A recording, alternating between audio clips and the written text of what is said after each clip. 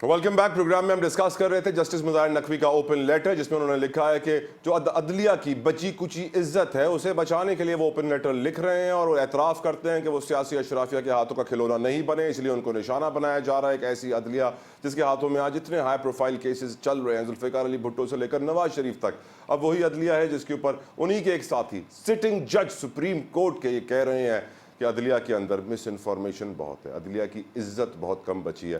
मैं ब्रेक से पहले रऊफ सिद्दीकी साहब का मैंने मौक़िफ़ जाना, साथ साथ राजा खालिद महमूद साहब ने अपनी राय दी। कोहिस्तानी साहब की तरफ भी सवाल लेके जाते हैं। कोहिस्तानी साहब, आज तो आप लोगों ने बड़ी मिठाइयाँ तकसीम की हैं, वो अफसोस की बात है कि आपने ज़्यादा लोगों को मिठाइयाँ नहीं खिलाई, अपने अपनों में रेवड़ियाँ तकसीम की गई हैं, लेकिन जो अदलिया का मयार है, या तो वो जज गलत थे सर जिन्होंने नवाज शरीफ साहब को सज़ा दी, या तो आज के जज गलत हैं जिन्होंने उनको बरी किया।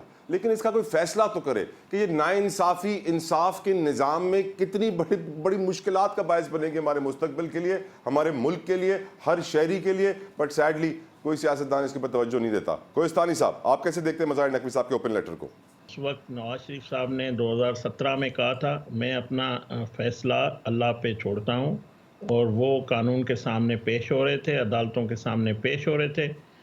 ऐसे फैसले झूठे सुनाए गए, ऐसे फैसले सुनाए गए जिससे उसकी ज़ात पे उसको नायल तो किया गया, मगर पाकिस्तान की अवाम और पाकिस्तान ने भी सफ़र किया है। और ये एक साजिश थी। ये नवाज शरीफ साहब ने जब कहा कि मैं अपने फ़ैसला अल्लाह पे छोड़ता हूँ, तो अल्लाह ने उसको इंसाफ दिया है, और वो सारे किरदार भी अल्लाह ताला ने बेनकाब कर दिए जो इस साजिश में मुलव्वस थे, जिन्होंने ये फ़ैसले किए थे, और वो लोग आज भी मौजूद है।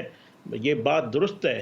देखें, सियासी बरादरी की अदालतों में भी एहतसाब होता है, अवाम भी एहतसाब करती है, झूठे केसेस भी बनाए जाते हैं, मगर जो अदालती निज़ाम है उसमें भी इसी तरह सज़ा जज़ा का अमल होना चाहिए। जो लोग, जैसा भुट्टो शहीद केस, हमें चीफ जस्टिस पाकिस्तान पे यकीन है कि वो इन 44 सालों के बाद भी भुट्टो के ख़ानदान, उसकी पार्टी के साथ या कौम को ये हक़ाइक़ सामने आएंगे, जो मालूम तो है, मगर अदालती फ़ोरम पे एक फ़ैसला आएगा। ये वक्त आ गया है, ये दुरुस्त सिमत में हम जाएंगे तभी जब ये हमारे इदारे जो सही फ़ैसले जिस तरह आज हो रहे हैं, जिस तरह को कोहिस्तानी साहब, लेकिन एक ये भी फैक्ट है सर, आपके सामने रख रहा हूँ कि 44 साल पहले हम मुल्क के मशहूर मकबूल तरीन लीडर को फांसी के तख्ते पे बड़े आराम से लटका देते थे, लेकिन आज एक दहशतगर्द को भी लटकाते हुए हमारे ह्यूमन राइट्स याद आ जाते हैं, इंटरनेशनल कमीशन और कवानीन याद आ जाते हैं, और बड़ा मुश्किल हो जाता है रियासत के लिए एक दहशतगर्द को लटकाना भी। उस वक्त लटकाना बड़ा आसान था, आज लटकाना बहुत मुश्किल है। आप कह रहे हैं हम दुरुस्त समत में हैं, मैं कहूँगा कि हमें सोचना होगा सर। नहीं, मैं जतोई साहब, देखें, यही जज मौजूद है, जो हम ख्याल जजेस आज भी सुप्रीम कोर्ट में मौजूद है, जिन्होंने सहूलतकारी की 9 मई के वाक़यात को, जिसने जो मास्टरमाइंड था उस शख्स को प्रोटोकॉल के साथ सुप्रीम कोर्ट, इसी सुप्रीम कोर्ट से रुखसत किया गया, इसी सुप्रीम कोर्ट से उसको बाहर छुड़ाया गया। ये वक्त आ गया है कि ये दुरुस्त की जाए, और जो मुजरिम है उनको सज़ा दी जाए, मुजरिम को मुजरिम की तरह ट्रीट किया जाए, बेगुनाह को बेगुनाह के साथ ट्रीट किया जाए, तब भी हम दुरुस्त समत में जाएंगे कि जिसको जो मुजरिम है। सर हम हमारे मुल्क में 5.5 लाख बच्चा हर साल रेप होता है, हम किसी को लटका नहीं सकते, हम कैसे दुरुस्त समत में जाएंगे? खैर आगे बढ़ते हैं। मैंने खुद नेशनल असेंबली में इस पे कानून साजी के लिए बिल पेश किया कि जो शख्स बच्ची से ज्यादती करता है, नाइंसाफी, उसको सरेआम कटहरे में लाया जाए। मेरा खुद बिल हिस्ट्री मौजूद है, मगर उसको उस वक्त की जो फ़िरौन की हुकूमत थी उसमें उसको रिजेक्ट किया गया। मगर हम समझते हैं कि इंसाफ तभी मिलेगा। देखिए, एक 3 दफ़ा के वज़ीर-ए-आज़म, एक मुंतखब वज़ीर-ए-आज़म को अगर शहीद किया जाता है, तख्तेदार पे चाढ़ा जाता है, तो क्या आम आदमी को इंसाफ मिलेगा? 3 दफ़ा वज़ीर-ए-आज़म को भी इंसाफ नहीं मिले, वज़ीर-ए-आज़म को भी इंसाफ नहीं मिले, मोहतरमा भुट्टो को सरेआम कत्ल किया जाए, उनको भी इंसाफ ना मिले, तो पाकिस्तान के आम आदमी को कैसे इंसाफ मिलेगा? ये सवाल आज भी मौजूद है, और कौम, हम सोचते हैं, हम ये सवाल भी करते हैं ये सब इंसाफ सबके लिए बराबर होना चाहिए। सबके लिए बराबर होना चाहिए। आई एग्री कोहिस्तानी साहब। राजा खालिद साहब, लोग पूछते हैं कि नवाज शरीफ साहब को तो 2018 में सजा हुई थी, 2023 में खत्म हो गई, इतना जल्दी इंसाफ मिल गया। जुल्फिकार भुट्टो 44 साल के बाद भी इंसाफ की मुंतज़िर हैं। ये कैसा दोहरा मयार है? आपको लगता है इसमें कोई दोहरा मयार? देखिए, जुल्फिकार अली भुट्टो साहब का 1979 में वो तख्तादार पे चढ़ाए गए, फिर उसके खिलाफ सुप्रीम कोर्ट में अपील हुई, फिर रिव्यू हुई, वो मुस्तरद हो गई। जो भी थी, जैसी भी थी, गलत फैसले थे। यकीनन उस फैसले को कहीं पे आज भी वकला किसी वकील की जरूरत नहीं है कि एज अ लीगल प्रेसिडेंट उसे साइट कर सके किसी भी कोर्ट ऑफ लॉ में। आज तक मैंने नहीं देखा अपनी 30-31 साल प्रैक्टिस में। अब रही बात के उन्हें आज इतने 44 सालों के बाद इंसाफ के लिए वो दरवाज़ा खटखटाया। उसके बाद ज़ाहिर उनकी गवर्नमेंट रही। बेनज़ीर भुट्टो साहिबा 2 दफ़ा इक़्तिदार में आई। फिर जरदारी साहब 2008 में जब उनकी गवर्नमेंट आई तो उसके बाद फिर एक रेफरेंस फाइल किया गया सुप्रीम कोर्ट में कि उसकी तस्दीक की जाए, चूँकि उस वक्त के जो जज थे और बाद में चीफ जस्टिस बने, चीफ जस्टिस रिटायर हुए, सैयद नसीम हसन शाह, तो उन्होंने कहा था कि वो फैसला मेरिट पे नहीं हुआ, वो फैसला गलत था, प्रेशर के नतीजे में हुआ और वगैरह वगैरह। तो फिर एक रास्ता मिला कि जी रेफरेंस फाइल किया जाए, तो उस अरसे से वो पेंडिंग है। उसमें तो सवाई इसके कि सुप्रीम कोर्ट पता नहीं फिर क्या करता है, क्या डिसीजन देता है। लेकिन जो नवाज शरीफ का केस है, आप देखिए कि 2017 में नैब ने ये जो आज जिस केस में बरी हुए अजीजिया मिल्स का जो केस था, और इससे पहले एवन फील्ड का केस और फ्लैगशिप का केस, कि आपने पानामा का एक पटोरा खोला, तो फिर ये हुआ कि उस पटारी से आपने अकामा निकाला, सजा आपने दी कि बेटे से जो यानी डिस्क्वालिफिकेशन, बेटे से जो तनख्वाह ले सकते थे अगरचे के उन्होंने नहीं ली, लेकिन ये एसेट था, तो आपने एसेट्स में इसे शो नहीं किया गया, जो बिल्कुल एक गैर कानूनी बात थी जिसके अंदर कोई सब्सटेंस नहीं है। सर वो तो आमदन से जायद असासों का केस तो काजी फैज ईसा साहब के ऊपर भी था। आमदन से जायद असासों वाला केस तो बहुत लोगों पर बनाया गया है। काजी फैज ईसा साहब भी उसका शिकार हैं। इजाजत दीजिए राजा साहब, रऊफ सिद्दीकी साहब को मैं गुफ्तगू में शामिल करना चाहूंगा। रऊफ साहब, यही सवाल आपकी तरफ कि एक तरफ हम देख रहे हैं कि 44 साल के बाद भी एक लीडर मुंतजिर है इंसाफ का, और एक तरफ हम देख रहे हैं दूसरा लीडर 4 साल के बाद बाइज्जत बरी हो जाता है सजा के। इसकी वजह ये तो नहीं कि 79 में भुट्टो को फांसी दी गई और फिर नवाज शरीफ साहब का 85 में सियासी करियर शुरू होता है, सियासी राह हमवार होती है, इसीलिए आज नवाज शरीफ साहब को इतना जल्दी इंसाफ मिल गया?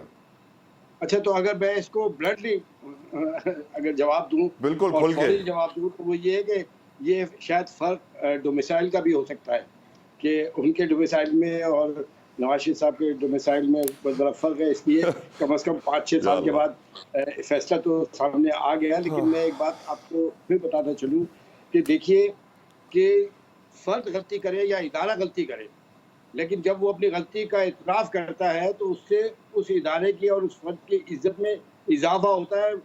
उससे उस इदारे की और उस शख्स की साख पे कोई फर्क नहीं पड़ता। ये जितने भी अब जैसे दहशतगर्दी के हवाले से आपने भी गुफ्तगू की कि सजाएं देते हुए, देखिए कानून भी मौजूद है, सजाएं भी दी जाती है और सजाएं दी भी जा रही है।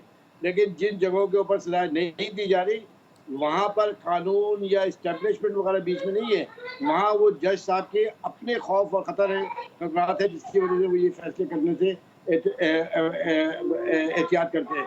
दूसरी बात ये है कि मैं जब जेल में मुझे बेगुनाही जेल में 3 महीने डाला गया, तो आप यकीन जानिए कि रोज़ाना की जो लिस्टें आती थी अदालतों की कैदियों में, तो वो ग्रुप बुला के बैठे होते थे।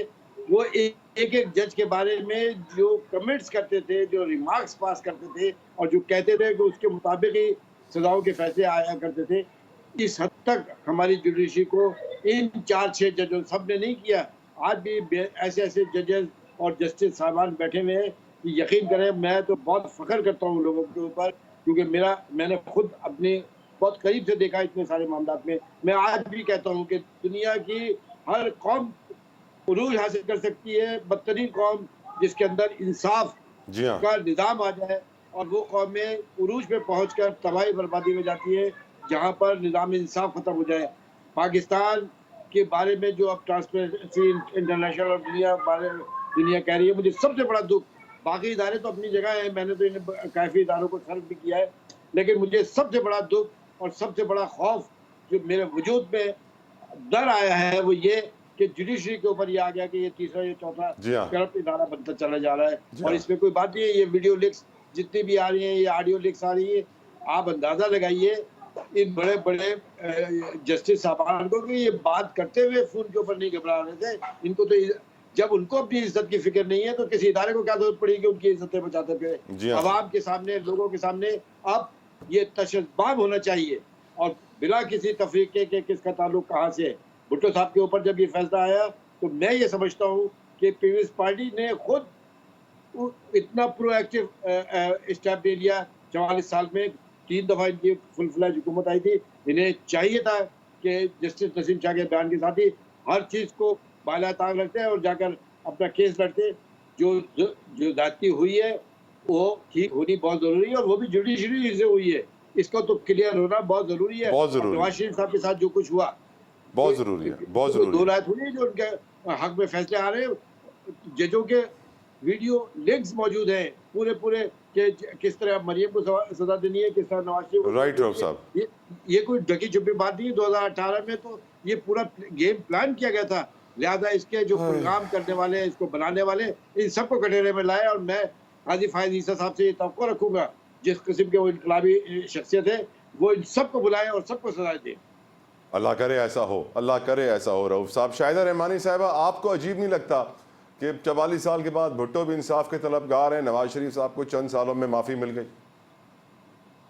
देखिए, ये पाकिस्तान पीपल्स पार्टी के साथ तो आपको मालूम है कि शुरू से हमारे साथ ये अलमिया रहा और शहीद जुल्फ़िकार अली भुट्टो मुल्क के मुंतखब वज़ीर आज़म थे। उनको किस तरीके से शबखून मार के ना सिर्फ हुकूमत से हटाया गया बल्कि उनके ऊपर एक झूठा मुकदमा दायर करके उन्हें तख्ते-ए-दार तक पहुंचा दिया गया और आज तक वो इंसाफ के लिए तलबगार हैं। और आप देखें कि आज 44 साल के बाद जो है वो केस लगा है।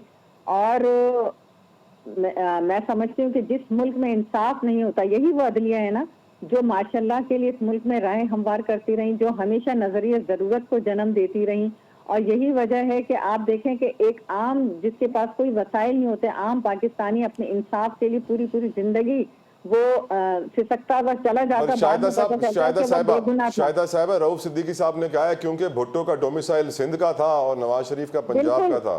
बिल्कुल, देखिए मैं समझती हूँ उसमें कोई दो राय नहीं। आज उन्होंने भी ये बात कह दी, बहुत बड़ी बात है कि हम तो ये बात कहते रहे और सदर आसिफ अली जरदारी साहब ने हमेशा इस बात को कहा कि जी हमारा डोमिसाइल चूंकि सिंध का है लिहाजा हमें इतनी जल्दी इंसाफ नहीं मिल सकता। और आप देखें कि ऐसा हो रहा है कि नवाज शरीफ साहब के पास तो ऐसा लग रहा है कि वो पहले जो नैब ने ज्वाइंट, आपने देखा JIT बनी, JIT की रिपोर्ट पेश हुई, एक सनसनीखेज इंकशाफात हुए, सजाएं दे दी गई, मुजरिम बना दिया गया, फिर उस शख्स के साथ जो है उसको आराम से मुआहदा करके बाहर भेज दिया गया, फिर हालात साजगार करके लाया गया। और इतनी जल्दी इतनी तेजी के साथ जो जस्टिस मिल रहा है वो काश के हर पाकिस्तानी को मिले।